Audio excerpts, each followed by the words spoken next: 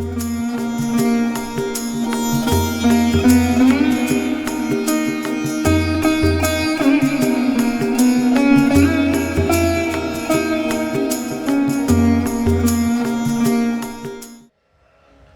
संसार का सबसे बड़ा भय है मृत्यु। देवताओं को लगा जब हम परीक्षित के लिए कथा हो रही है और हम परीक्षित को ही कह देंगे तुम अमृत पी लो तो हमें कथा सुनने को मिल जाएगी। परीक्षितम कथावक्तम सवाया संसिते सुखे। ये उस समय की बात है जब सुखदेव जी कथा प्रारंभ कर रहे थे तो सुधा कुंभ ग्रहित वेव, अमृत कलश लेकर देवता उस सभा में उपस्थित हुए और श्री सुखदेव जी महाराज से कहा, हे महाराज जो ये कथा आप इनको सुना रहे हो, ये कथा आप हमें सुना दो। और हम ऐसे नहीं सुने, हम दक्षिणा भी बहुत बड़ी देंगे आपको। जितना बड़ा आदमी हो उतनी बड़ी दक्षिणा देता है। हम आपको बहुत बड़ी दक्षिणा देंगे। क्या दोगे? बोले सुधा कुंभ ग्रहित वेव, अमृत कलश लाए। परीक्षित को भय है कि इसको तक्षक डसेगा तो इसे अमृत पिला दो। अमृत पिएगा तो 10 तक्षक डस भी लेगा तो नहीं मरेगा। और हमें कथामृत पान करा दो। सुखदेव जी महाराज ने कहा, अभक्ताय अभक्तास विज्ञाय ददोष कथामृतम, तुम अभक्त हो, ये तुम्हें कथा नहीं सुनाई जा सकती, जाओ यहां से। आपकी भाषा में कहें तो गेट आउट, निकलो यहां से। किनको लौटा दिया? देवराज इंद्र को। अमृत कलश लेके आने वाले देवराज इंद्र को एक श्री सुखदेव जी महाराज ने बिना कथा सुनाए लौटा दिया। क्यों? ये कथा भक्तों का विषय, अभक्तों का नहीं। आज हमें प्राप्त है इसलिए हम इसका महत्व तो शायद उतना नहीं समझ पा रहे हैं। हमको लग रहा है इजी है, इजी नहीं है, इजी नहीं है। जो देवराज इंद्र को नहीं मिली, इस कथा को सुनने वाले के लिए कहा गया है, कोट जन्म समुत्थेन पुण्य लेवतु लभ्यते। जिसके करोड़ों जन्मों के पुण्य एकत्रित हो गए होंगे वो व्यक्ति संपूर्ण भागवत कथा सुन पाएगा, नहीं तो छूट जाएगी उससे भागवत, वो सुन नहीं सकेगा, संपूर्ण नहीं सुन सकेगा। और ये हमारे अधिकांश देखने में आता है, जो 7वें दिन जितनी संख्या होती है पहले दिन उतनी संख्या नहीं होती। ये क्या होगा? वो छूटी ही तो। कई लोग तो आए हैं कथा के लिए फिर भी नहीं सुन पाते हैं कथा। क्या है? छूटी ही तो। आप सोचिए आप कितने भाग्यवान हैं। जो कथा देवराज इंद्र को सुनने को नहीं मिली वो कथा आप सुनने के लिए किशोरी जी ने आपको यहां पर बुला लिया है कि आ जाओ, बैठ जाओ, सुनो।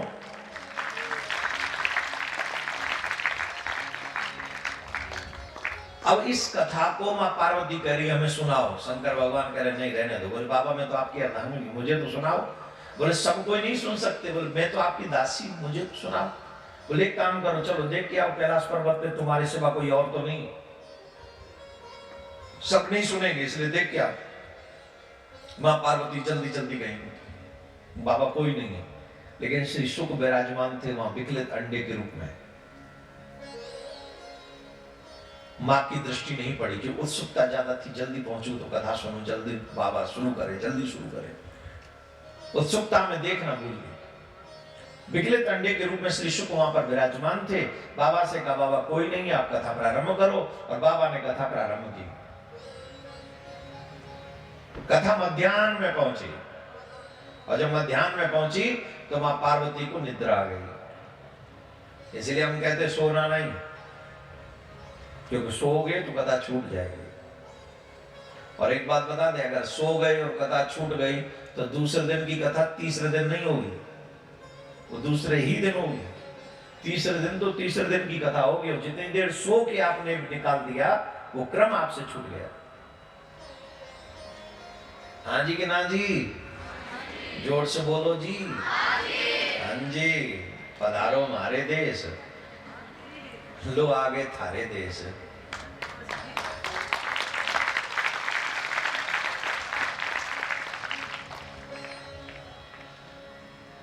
कहां थे हम?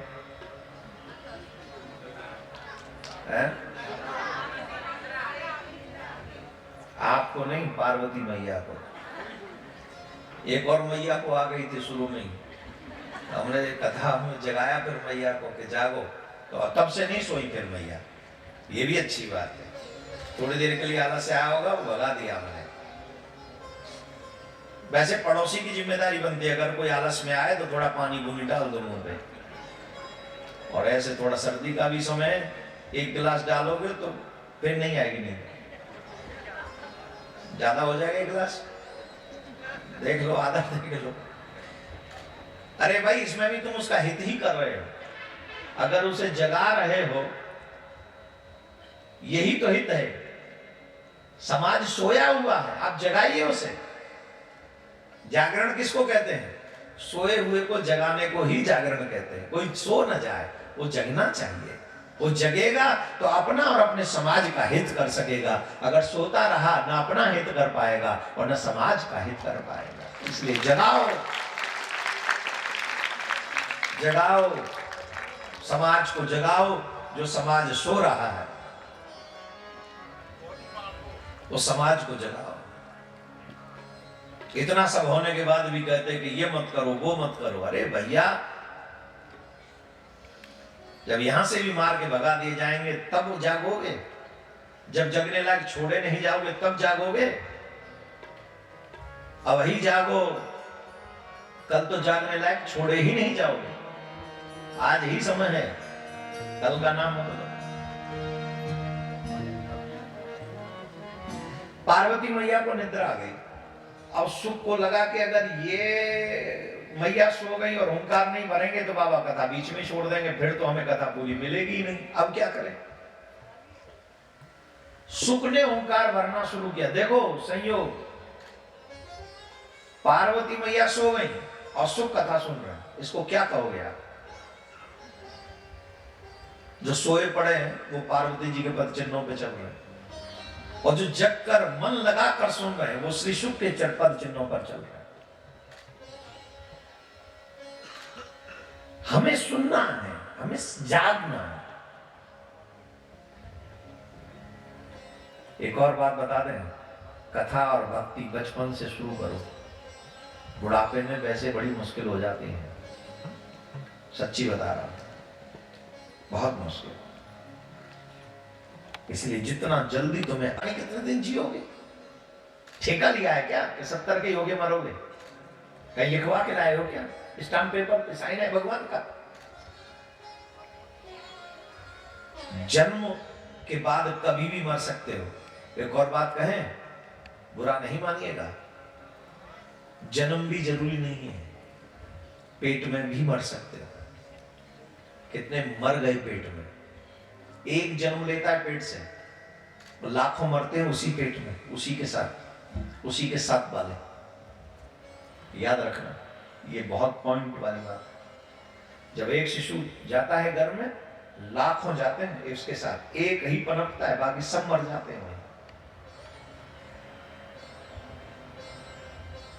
घर में से बाहर नहीं आ सके तुम तो कम से कम 50-60 साल के हो गए, 30 साल के हो गए, 20 साल के हो गए। 20 भी तो गए ही ना, लौटेंगे नहीं 20। जो जा चुकी है 20 साल वापस नहीं ला सकते। इसलिए काल करे सो आज करे, आज करे सो अब, पल में परले होएगी बहुर करेगो कब होगा। Who has seen tomorrow? क्यों युवा, Who has seen tomorrow? कल किसने देखा? No one can। इसलिए आज से जब भी समझ में आ जाए, अब सुख तो पक्षी के रूप में थे, उन्होंने मां कथा शुरू कर दी सुनना। बाबा बोले ये हुआ हाँ, ये हुआ हाँ, ये हुआ हाँ, ये हुआ हाँ। सुखदेव जी मन ही मन में कह रहे हैं, हरि की कथा सुनाने वाले, प्रभु की कथा सुनाने वाले, तुमको लाखों प्रणाम, तुमको लाखों प्रणाम। कथा सुनाने वाले, हरि की कथा सुनाने वाले, तुमको लाखों प्रणाम, तुमको लाखों प्रणाम। हरि की कथा सुनाने वाले, प्रभु की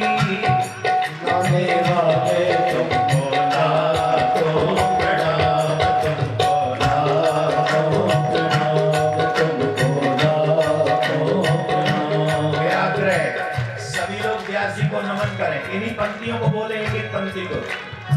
सुखदेव जी महाराज को प्रणाम करें। अगर उनकी कृपा न होती तो ये कथा हमें न मिली होती। अब सुनिए कथा हमारे जीवन में क्या करती है। पहले प्रणाम करो सुखदेव जी महाराज को, व्यास जी महाराज को, श्री सूत जी महाराज को। हरि की कथा सुनाने वाले, हरि की कथा सुनाने वाले, प्रभु की कथा सुनाने वाले, तुमको लाखों प्रणाम, तुमको लाखों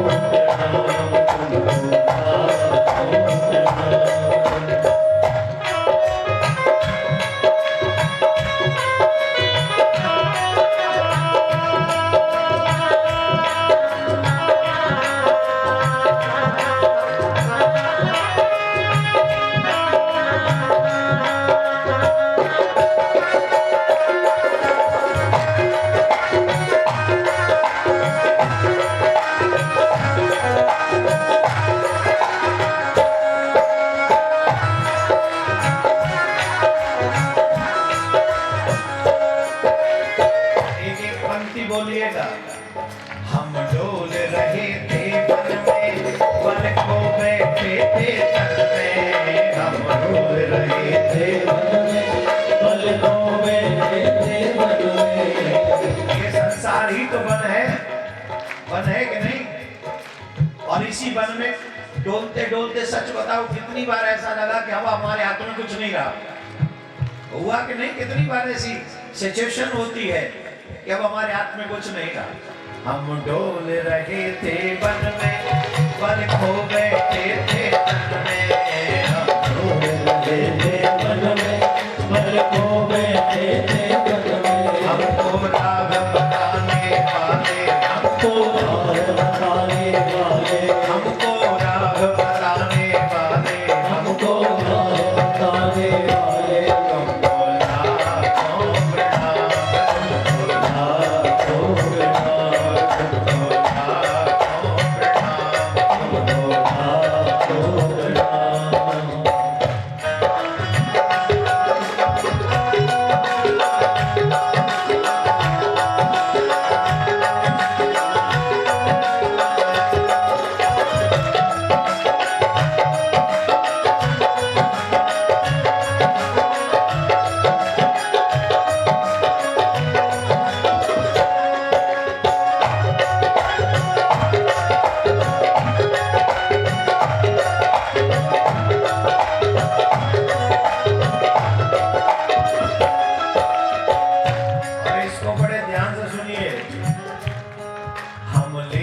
विष का प्याला जा रहे थे यम के गाला। हम लेकर विष का प्याला जा रहे थे यम के गाला। पीछे पीछे तुम भी गा सकते हो। ये जितने भी विषय भोग हैं जिनमें हमारा मन लगा पड़ा है, ये विष ही है। इसीलिए इन्हें कहा गया विषय भोग। विष को ही भोग रहे हैं हम लेकर विष का प्याला जा रहे थे यम के गाला। हम लेकर विष का प्याला जा रहे थे यम के गाला। हमको अमृत पिलाने वाले, हमको अमृत पिलाने वाले, हमको अमृत पिलाने वाले, हमको अमृत पिलाने वाले, तुमको लाखों प्रणाम, तुमको लाखों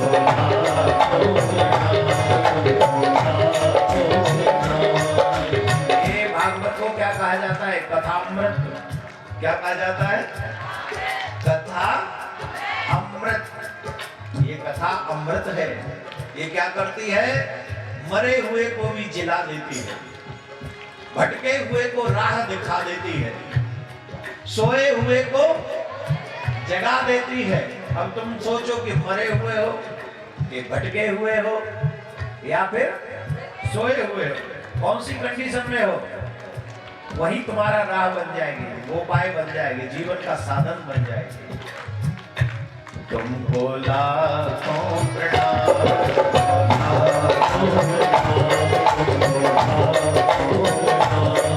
हम पार तेरा क्या पाओगे, शीश झुकाए मांगे। हम पार तेरा क्या पाओगे, बस शीश झुकाए मांगे।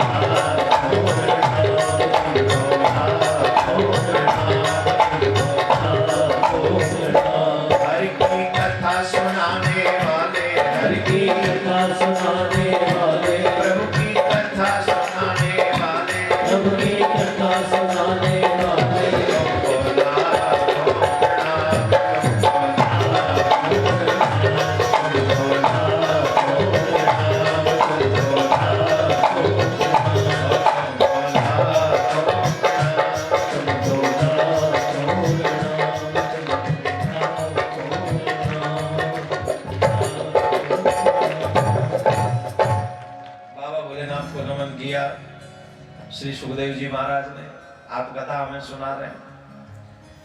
अब बाबा कथा कहते गए, कथा पूरी होने को थी, तब पार्वती मैया के नेत्र खुले। मैया बोली, ये कौन सी कथा सुना रहे हो? बोले, अमर कथा सुना रहे। बोले, अभी तो कुछ और सुना रहे थे, अब ये क्या सुना रहे, ये कौन सी कथा है? मैया से बाबा ने पूछा, देवी हमको एक बात बताओ, कहीं तुम्हें निद्रा तो नहीं आई? अच्छा, कोई व्यक्ति सो रहा हो, उससे पूछो कथा में तुम सोए तो नहीं? कुछ नहीं सोए नहीं। वो कभी कहेगा ही नहीं मैं सो गया था, वो कभी नहीं कहेगा। अरे अभी तो हम देख तुम समझे नहीं, तुम ही ना समझो, तुम समझे ही नहीं। हम सो नहीं रहे थे तो कर क्या रहे थे? बोले, हम आंखें बंद किए हुए सुन रहे थे, भाव से समझने की कोशिश कर रहे थे, ये कह क्या रहे हैं। अरे भाई, आंख खोल के समझ लो, व्यास जी को कंफ्यूजन हो रहा है। राधे राधे बोलना पड़ेगा, जोर से बोलना पड़ेगा। ये तो मनुष्य का स्वभाव है, गलती करता और स्वीकार भी नहीं करता। गलती भी करता, ऊपर से अपने आप को न गलती करने वाला मानता है, ये गलती है। आइए, मां पार्वती को थोड़ी देर निद्रा झपकी लग गई थी। कुल झपकी लग गई थी, कथा कौन सुन रहा था, ये हुंकार कौन भर रहा था? बाबा ने दिव्य दृष्टि से थोड़ा इधर उधर देखा तो वहां पर श्री शुक कथा सुन रहे, कृष्ण विदाई का प्रसंग चल रहा था और उनके नैनों में अश्रु थे। आहा, कितना सुंदर, आनंद आ गया। पार्वती धन्य है इस सुख के लिए जो पूरी कथा सुन गया। ये है कथा श्रोता। पिबत कथामृतम, अमृतम पिबतम, अमृत को पान करने वाला ये श्रोता है। पर इसने चोरी से कथा सुनी है, इसलिए हम इसको मार देंगे, इसको समाप्त करेंगे। चोरी से सुनी कथा, भगवान की कथा कभी चोरी से नहीं सुननी चाहिए। जब आपके शहर में और आसपास में कथा हो रही हो तो आपको अपना घर परिवार छोड़कर कथा मंडप में जाना चाहिए, बैठना चाहिए। आप जितनी देर यहां पर बैठे ना, आपकी आयु बढ़ रही है। ध्यान से सुनिए, जितने भी लोग बैठे यहां पर,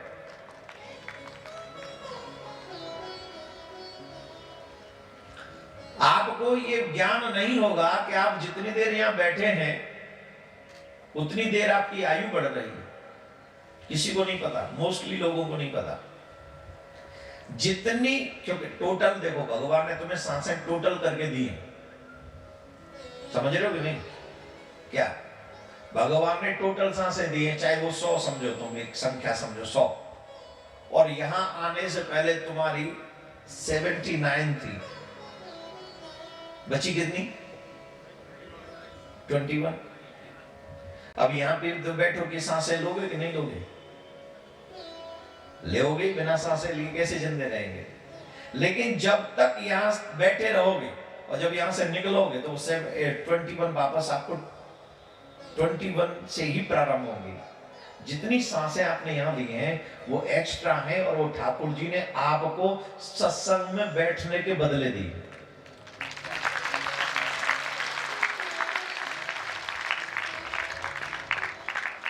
यहां जब आप आते हो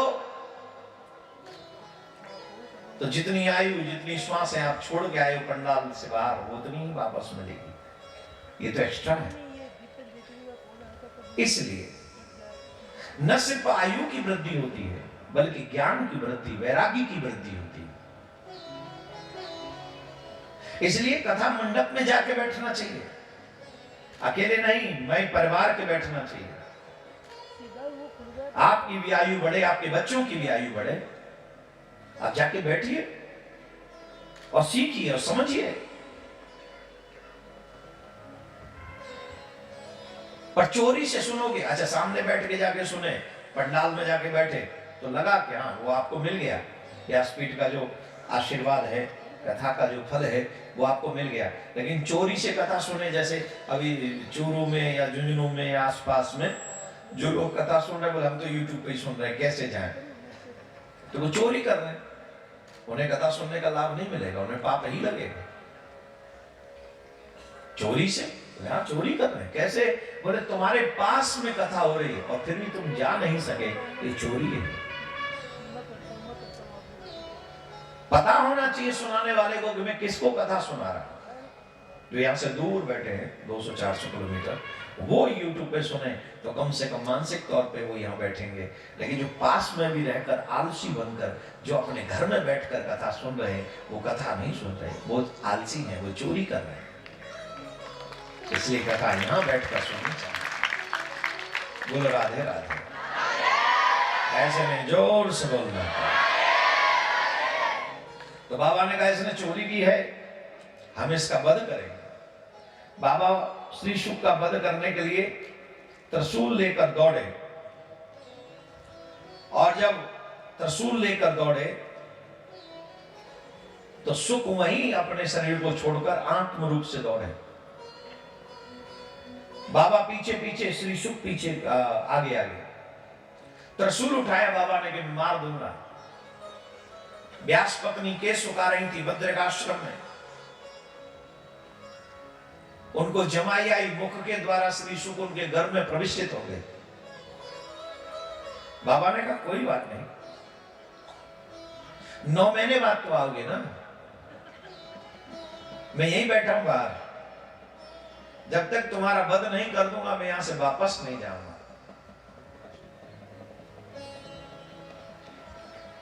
9 में विधान है ना, विधि का विधान है कि 9 महीने बाद तो आना ही पड़ेगा, तुम्हें वध करके ही जाऊंगा। बोले आप बैठे रहो, हम आएंगे।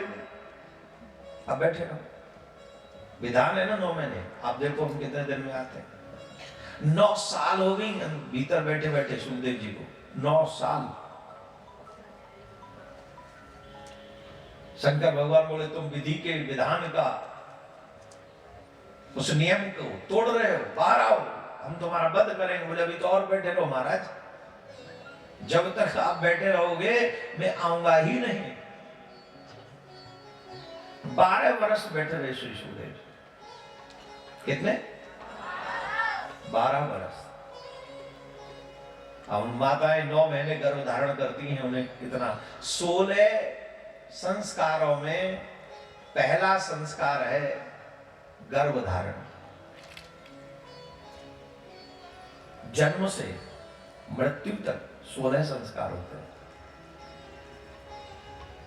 आजकल जो बिना सोचे समझे शादी के तुरंत बाद विदेश घूमने चले जाते हैं और वहां से गर्भ धारण करके चले आते हैं, तो संतान कैसी होगी?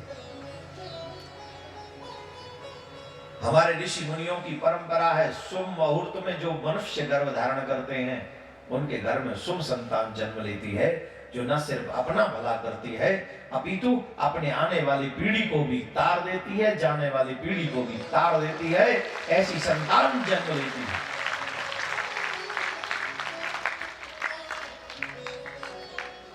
ऐसा कोई नहीं संसार में जो ये ना चाहता हो कि मेरा संतान अच्छा हो, लेकिन उस संतान को अच्छे बनाने के लिए हमें एक प्रयास करना होगा। तुम नौकरी करते रहो, तुम पैसा कमाते रहो, अपने बच्चे को स्कूल में भेज दो और कभी पूछो ही मत कैसे हो।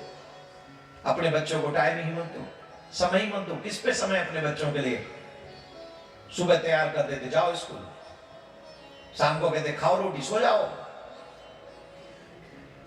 ऊपर से कहते हो बच्चे में कोई शऊर नहीं है, संस्कार नहीं है। अरे संस्कार देने की जिम्मेदारी कहां से, किसकी थी? वो पेट में से लेके पैदा होंगे कि आप ही को देनी थी?